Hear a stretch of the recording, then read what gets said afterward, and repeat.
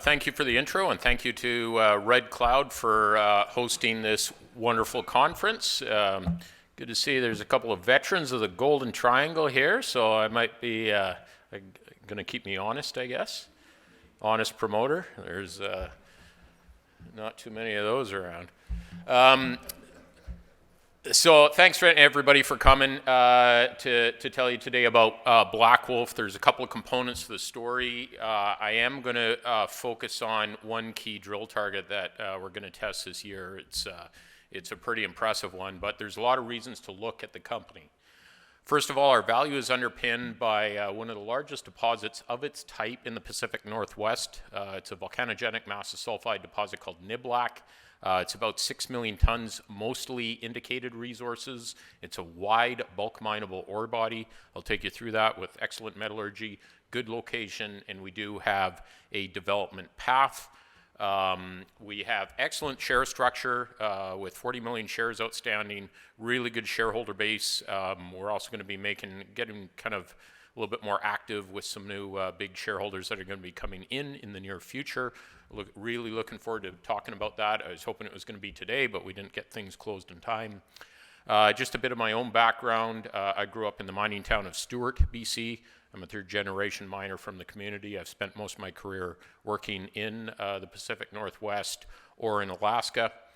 But the main reason is to look at what is the best drill target I have seen in my career up in the Stewart area.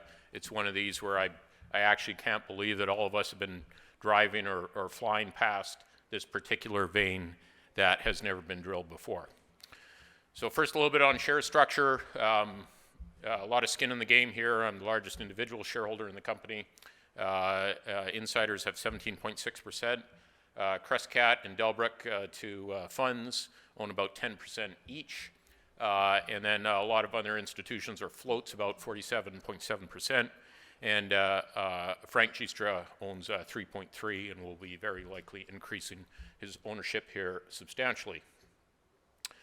Golden Triangle has been one of the most active places, not only for exploration, but M&A on the planet. My last company was IDM Mining that was acquired by Ascot Resources. There's been huge deals such as Newcrest buying Pretium recently, lots of other smaller deals, GT Gold, lots of discoveries, lots of M&A. So there's certainly a place that you want to be. And we're actually the only company, with the exception of there's a new one, just picked up a few claims on the Alaska side of the border. And this is where the opportunity has presented itself for us. So here's project locations. The big VMS deposits on the south end of Prince of Wales Island. Our Hyder properties are right outside of the border community where I grew up, Hyder, Alaska. And I'm going to chat a little bit about this hub and spoke mill idea we have with two other companies to use the past producing Kitsault mill site to process polymetallic ore. So just going to regale you with a story of how we staked some of these claims. And, mining's deep in my blood, especially mining history. And during COVID, I was going through a bunch of my dad's old stuff. And you see there's a magazine there called Alaska Sportsman. And I was reading this, and it told this remarkable story of a couple of prospectors who found these really high-grade seams of native electrum right on the margin of a glacier. And it was just after the time the famous Premier Mine, which was famous for really high-grade silver and gold, had started production. And so it was coming out from under the ice. So if you're going to find it, you had one choice: start tunneling through it. So these crazy old-timers, and there's a photo of it on the left there, constructed thousands of feet of ice tunnels looking for the veins where these, if you back calculate, 22,000 gram per ton gold samples were coming from. And in 1938, the prospectors found a little vein. They pulled 330 ounces of gold out of it from 700 pounds, very, very high grade. And I was thinking, shit, that ice is going to be long gone. I'm going to go stake that. And so we did. But see that photo in 2021, in the past couple of years, it's been very cool summers, and the snow hasn't fully melted. And we found a bunch of veins in this area. They used to open up the back door of that little cabin and go into the glacier. And so this is still an interesting property. But what it did is it got us back into this area. And this is really close to Stewart. And my old neighbor gave me, and you can't really see it well, that old grain map. That was from the 1920s and talked about this. It's called Cantu Mountain. And on the mountain it said, or on the map it said, there's a 100-foot wide gold vein and 2 aerial tram lines and a silver-rich vein. I was like, yeah, bullshit. I've driven past Cantu Mountain 100 times. There's nothing there. My daddy said there was nothing there, so it's got to be true. We flew over in a helicopter, and in the cliff is this 100-foot wide vein.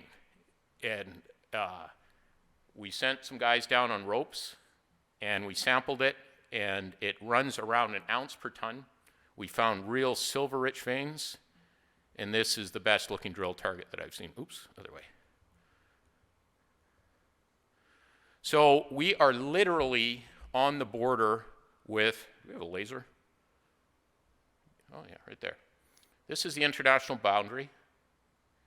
60 junior companies operating on the Canadian side of the border. We've staked 4 claim groups. We have one mostly ice on the north side. Here's my hometown of Stewart. Here's Hyder, Alaska. These 3 stars here, and I'm going to zoom in, is a mine that is currently in redevelopment by Ascot Resources. This is a granddaddy of them all out here. 2.4 million ounces of gold, 40 million ounces of silver. Our best targets are literally right on the border here. There's Scotty Gold. My uncle developed that. Grand Duke Mine, past producing copper. My last company, IDM Mining, sold Red Mountain. So here's the international boundary. Here's the Premier Mine. You can see the old pit. Big Missouri and Silver Coin over here. These are flatline ore bodies.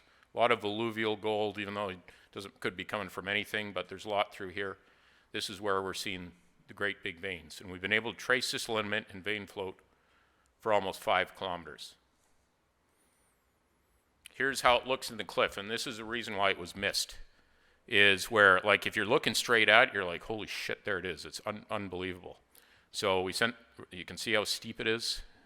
Down below, there's a second vein with really high-grade silver and copper as well, too, and a special mineral called polybasite, and veins all the way down to the valley bottom. What we're going to do, sit at the top of the cliff and drill probably 500-meter holes to test all the way down, but specifically testing these veins on surface. So it's difficult to put these in a photo perspective, but this is the 100-foot wide vein. We hired a bunch of hippie climbers out of California that were brave enough to go down here, and while they're collecting these samples, sitting up here, there's a mountain goat rolling rocks down on. That's what mountain goats do as a defensive measure if there's a predator nearby. And so this runs 1 ounce. Here's another perspective. Here's the actual vein. I can show a video afterwards if any of you are interested. That's 30 meters wide, lots of sulfide all the way through. We sampled it in a couple of spots. For a lot of deposits around here that are important, there's a mineral called polybasite. The old timers called it gray copper. And so actually our field team misidentified it. They thought it was lead and zinc. But 6% copper, 2,800 grams silver, 30 grams gold. Lots of mineralization all through here, and you can follow this lineament for kilometers down. I wanted to drill this last summer. We didn't get our permits until the end of September, and I won't sugarcoat one thing about this area of the world. It gets world record snowfalls, and we're out of business for the year. So we'll be drilling it in May. So we're going to sit at the top of the cliff. It's very likely a shallow dipping structure. It could be almost flat, very similar to the Big Missouri and Silver Coin deposits nearby. Couple of little adits in here, which we resampled, and just looks absolutely spectacular. So make sure this one is on your radar. I think this is an opportunity to be part of a company prior to making the discovery. So I cannot wait until we drill this in May, looking at about a 4,000 meter program. So pivoting over to our other asset, Niblack. We've signed an agreement with Dolly Varden Silver and New Moly, which is owned by RCF, on transporting the ore from the Niblack deposit to this permitted site in British Columbia, supported by the First Nations and the BC government. Niblack is located on the ocean. It's a series of deposits within a prospective host felsic volcanic unit. There's about 6 million tons there now. I believe there's potential for as much as 30 as a forward-looking statement, but based on global analogs, and that the deposit truly is wide open for expansion. The best thing about it, it's wide. It's 150 meters wide in this big trough of mineralization. It's a little under 2 grams gold and 1% copper, a couple of percent zinc, and an ounce silver. Most of it in the indicated status. Very sensitive to metal prices or grade cutoff. We doubled our cutoff in our most recent resource estimate, which we just put out a couple of weeks ago. Previous cutoff was $50 per ton and would have been 10 million tons, but under the new CIM guidelines, we had to be much more conservative. So going with a $100 cutoff, it's 5.8 million tons. We've been pulling off great holes from all sorts of different areas on the property. You can go to our website, but highlight holes like 7.6% copper, of 7.6 meters of 5.2% copper, 2.6 grams gold, 145 grams silver, 6% zinc, and very good metallurgy, high 90% recoveries for the base metals here. These deposits are folded. This is an area, part of the mine, that has a synform. Previously, they thought it was an antiform going the other way. It's an area that was past produced, but it's just one of a whole series of different deposits along this folded horizon. These intercepts are examples of where the whole thing, and a lot of, most promoters are going to tell you, yeah, my deposit's wide open for expansion. Well, this one is no different. So we'd like to connect these two zones, the resource and the lookout. There's a production-sized kilometer-long underground ramp. It's been drilled along strike as far as you can go, so it would require either further underground development or more drilling from surface.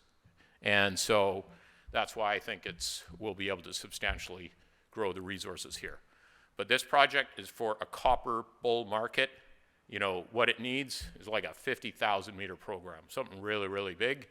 When we have a $12 million market cap, that's a little bit out of our price range, so we'll wait for better markets.